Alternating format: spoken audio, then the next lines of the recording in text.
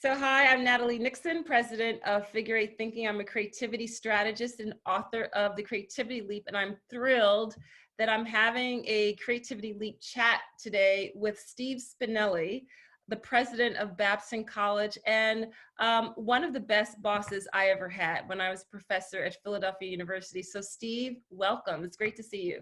You know, it's interesting. I often say that you're one of the best bosses I ever had when I was at Philadelphia. So life's a matter of perspective, my friend. That's right. Well, you said it like a true leader, servant leadership. So thanks for that. Before we started this formal part of our conversation, you know, we are in May 2020.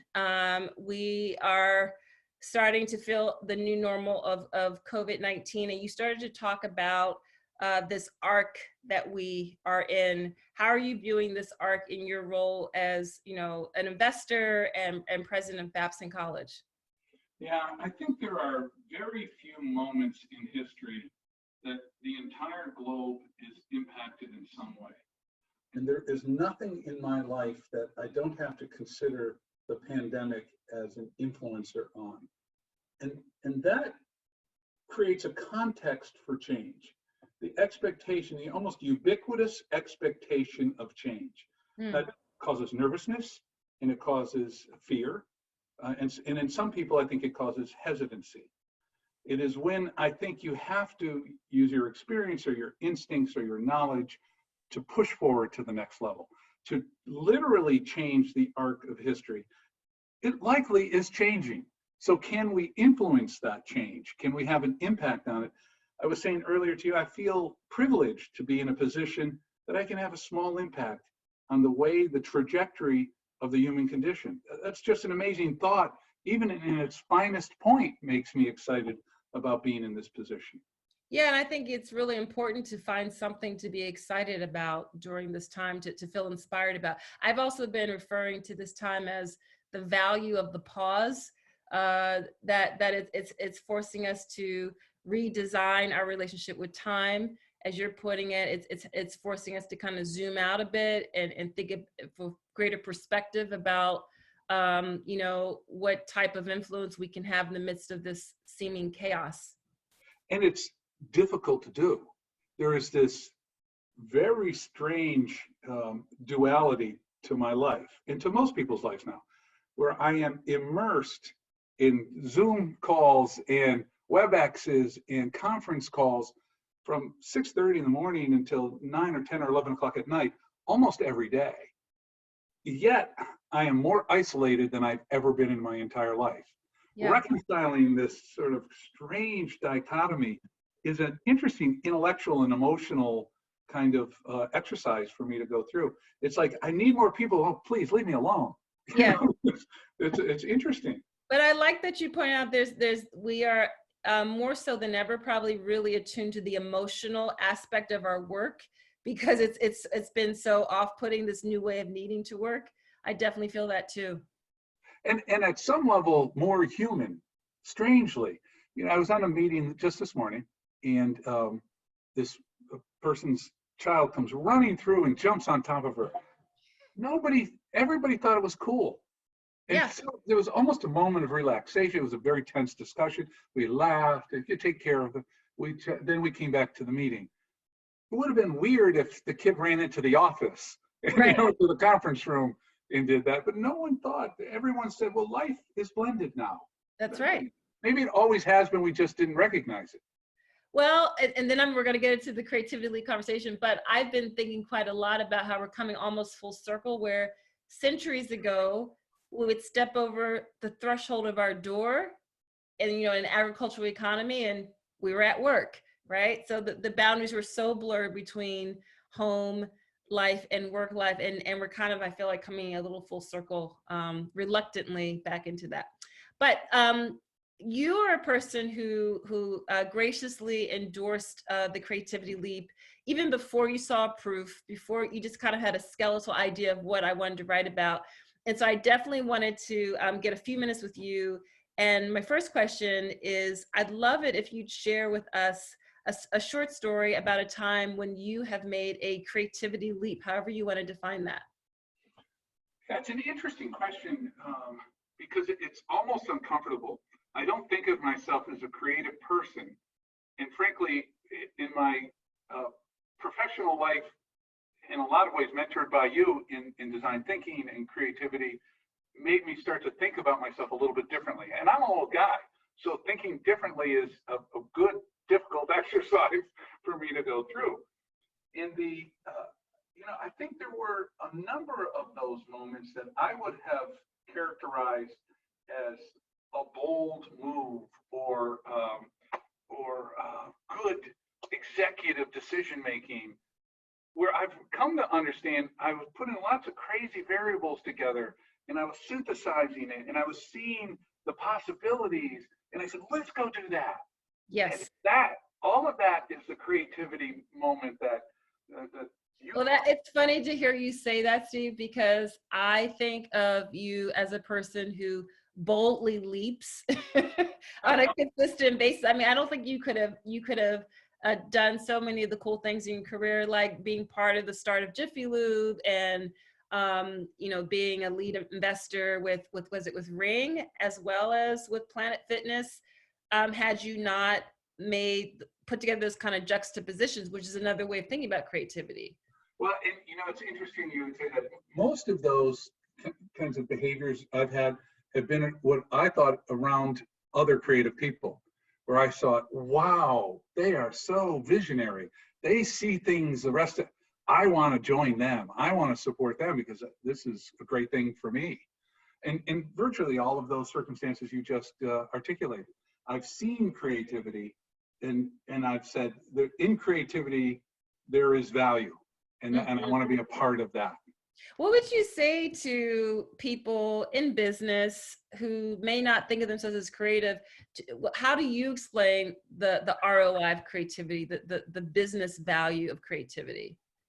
Yeah, it is. We talk about changing the arc of history. You don't have to think that big, but changing the arc. And you put the word at the end, changing the arc of your business, changing the arc of your business model, changing the arc of your life. And if you think in terms of changing the arc, well, what do I have to do? And why would I do that? And what are the pieces that could come together?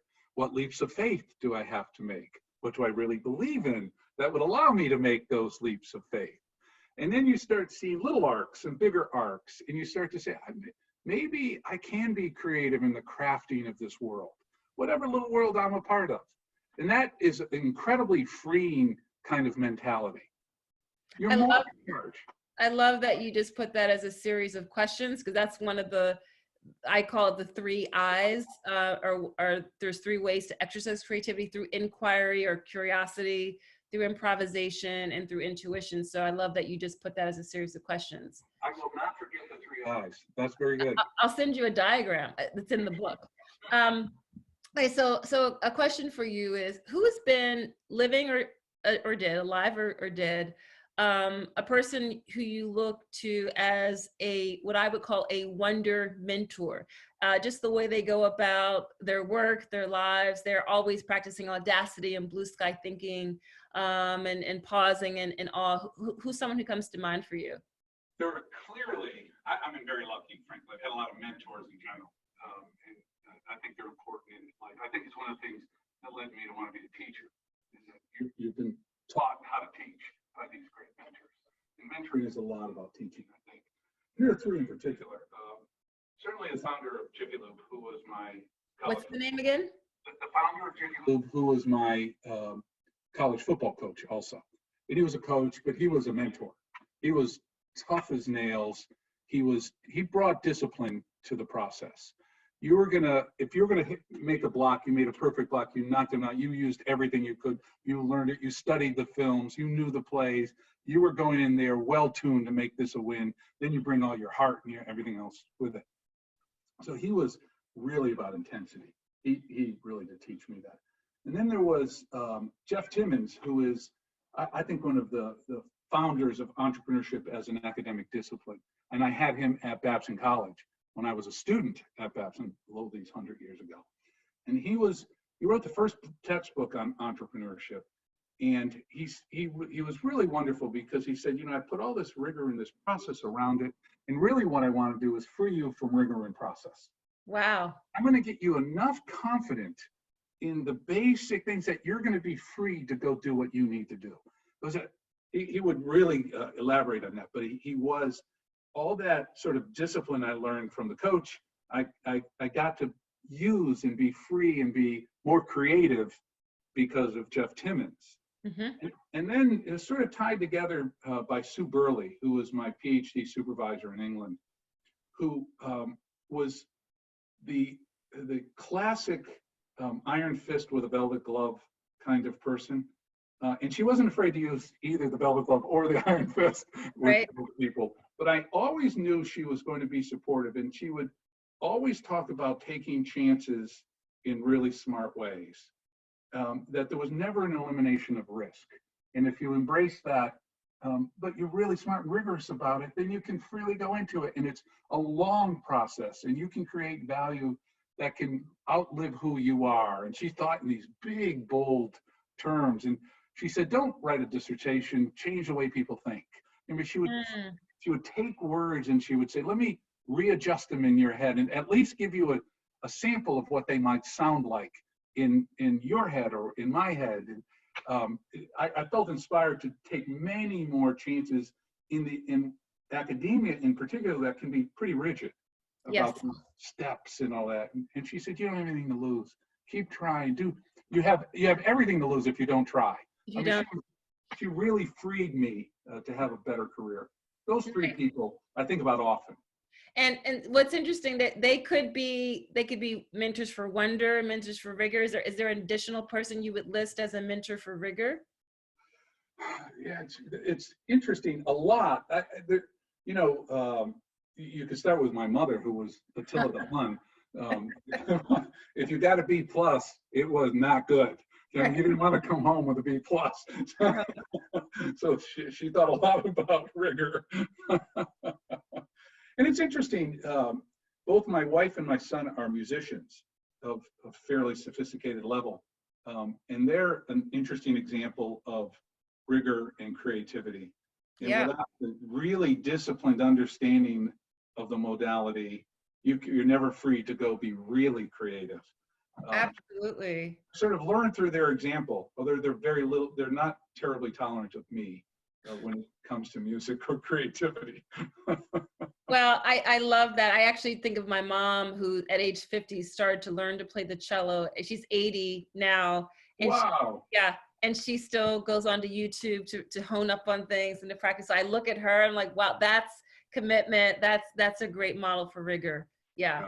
It really is. A lot in that. Well, thank you so much for spending a little time with me. I really appreciate this. And any final parting words you'd like to share? Yeah, I want to thank you for being such a great mentor to me, teaching an old man how to be a little bit creative. Which is probably the final message is you can continue, as with your mother, you can continue to be creative. Life is a wonder, and creativity allows you to see it more fully. Awesome. That's a great question. Thanks so much, Steve. Thank you, partner.